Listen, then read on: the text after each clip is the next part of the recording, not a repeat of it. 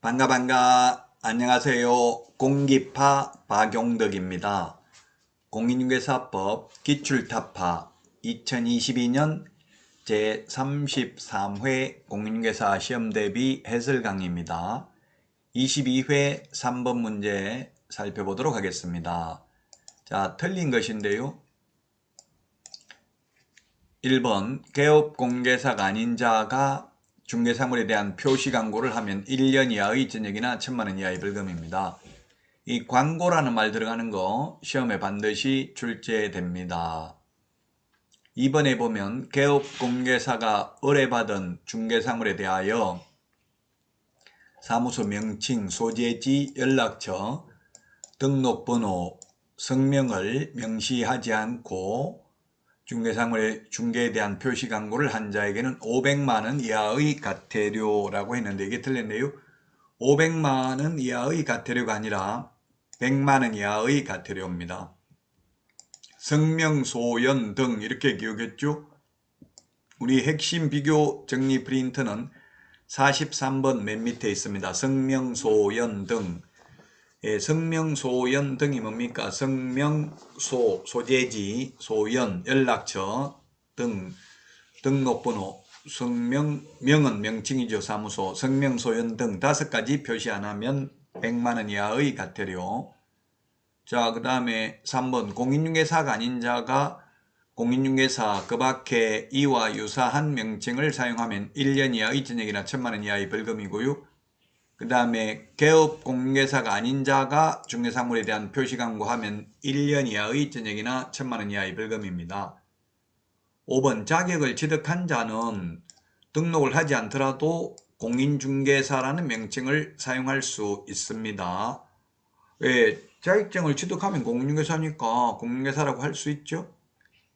저도 개업을 안 하고 취직도 안 했는데 명함에 공인중개사, 부동산학 박사 박용덕 이렇게 3개 다닙니다. 그래도 불법이 아닙니다. 자격증이 있으면. 따라서 2번이 정답이 되겠습니다.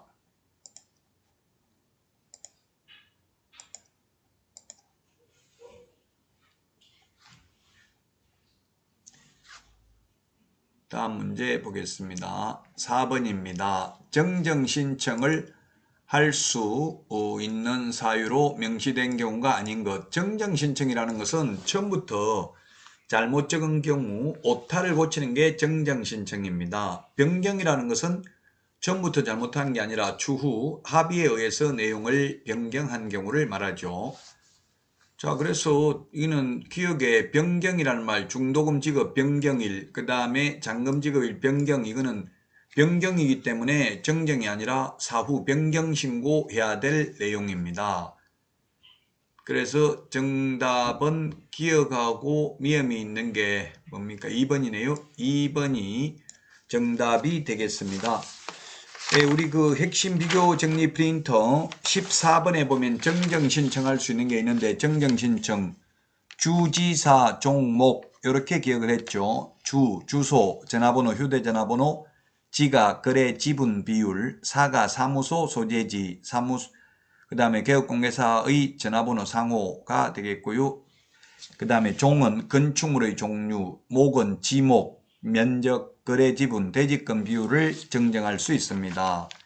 그러나 토지의 종류, 부동산 등의 소재지, 지번, 성명, 주민등록번호는 정정이 불가능합니다. 거래 당사자 주민등록번호는 정정이 불가능하고요. 거래 당사자의 주소, 전화번호, 휴대전화번호는 단독으로 정정이 가능하고요. 단독으로 가능하기 때문에 전자문서는 안되고 방문신고만 가능합니다. 그리고 이 정정신청서는 법정서식이 없습니다. 자, 그래서 정답은 2번이 되겠습니다. 4번은 주지사 종목 정정신청할 수 있는 내용입니다.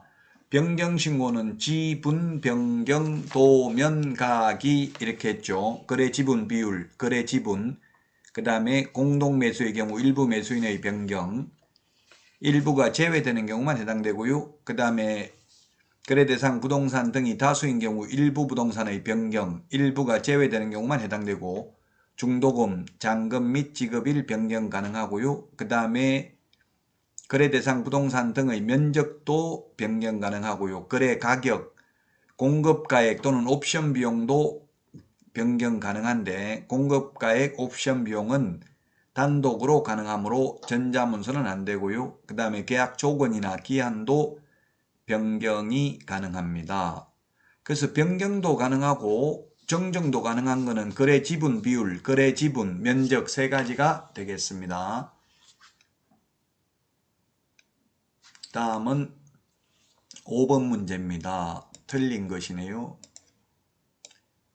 부동산 거래 신고 등에 관한 법률이 32회 때 8문제나 출제됐습니다. 1번은 이게 양벌 규정이네요. 법인의 대표자나 법인 또는 개인의 대리인, 사용인, 그 밖의 종업원이 그 법인 또는 개인의 업무에 관하여 행정형벌의 위반 행위를 하면 그 행위자를 벌하는 외에 그 법인 또는 개인에게도 해당 조문의 벌금형을 과한다. 양벌 규정은 직원 잘못으로 사장이 징역을 가는 일은 없죠. 사용인은 직원이고요. 사용자는 사장입니다. 다만 이 1번의 경우 법인 또는 개인이 그 위반 행위를 방지하기 위하여 해당 업무에 관하여 상당한 주의와 감독을 게을리하지 아니한 경우에는 양벌 규정에 의해서 벌금받지 않습니다. 자, 그 다음에 3번 거래 대금 지급을 증명할 수 있는 자료를 제출하지 아니하거나 거짓으로 제출한 자는 3천만 원 이하의 과태료입니다. 거래 대금 지급 증명 자료는 3천만 원 이하의 과태료, 그 외의 자료는 500만 원 이하의 과태료고요. 이 3번, 4번의 경우 자진신고에도 과태료 감경 면제할 수 없습니다. 그래서 5번이 정답이 되겠습니다. 자진신고에도 면제 감경되지 않는 것, 그 우리 핵심 비교 정리 프린터 47번 보면 나와 있죠. 핵심 비교 정리 프린터는 네이버 카페 박용덕 박사의 부동산 여행에서 다운로드 받을 수 있습니다. 자진신고 대상이 아닌 게 6개가 있습니다. 거래하지도 않았는데 거짓으로 부동산 거래 신고한 경우, 그 다음에 해제되지도 않았는데 거짓으로 해제 신고한 경우, 거래 대금 지급 증명 자료 미제출, 그 외의 자료를 미제출한 경우, 그 다음에 30일 이내 신고하지 않는 경우, 30일 이내 해제 신고하지 않는 경우 6개는 자진신고해도 면제 감경 대상이 아닙니다. 따라서 5번이 정답이 되겠습니다. 여러분 수고 많으셨습니다. 다음 시간에 찾아뵙겠습니다. 안녕히 계십시오. 안녕.